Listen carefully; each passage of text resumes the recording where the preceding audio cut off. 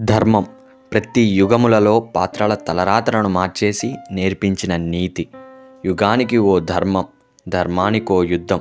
కాలం చేసే గారడి, కాటికి చేరే బురిడి. రాజును రాక్షసుడిలా, దేవుడిని రాజులా మార్చేసే ఆట ఇది. ఆదిలో అధర్మం పాడే పాట, చివరికి ధర్మమే ముగించేను ఈ వేట. ఎన్ని యుగాలు మారినా, ఎన్ని ధర్మశాస్త్రాలు తిరగేసినా, తనలాంటి వాడు మరొకడు తపించినా కానరాడు.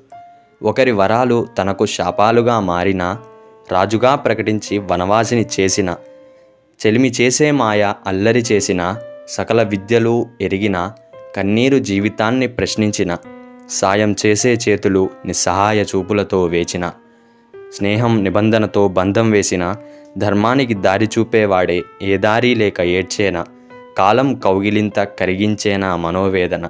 కార్యసాధకుడిని కష్టాలు స్నేహం కోరేనా, వాయువై వనకు పుట్టించిన, శత్రువులలో మంట రేకెత్తించేనా, జాడ చేరటానికి కొత్త దారి పుట్టేనా, బలం ఉన్న సంధికి సైతం దిగజారేనా.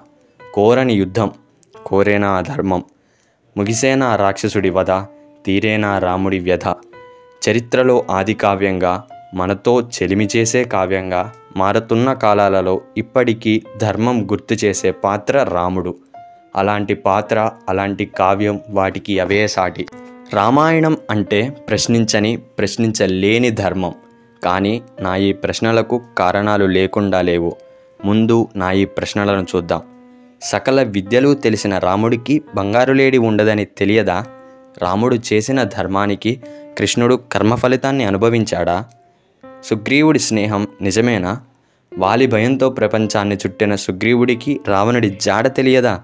యుద్ధాన్ని గెలిచిన రాముడు సీతను ఎందుకు గెలవలేకపోయాడు? కైకేయి వరం, రాముడి శోకం, రావణుడి శాపం, సీత అవమానం. ఇదే నా రామాయణం.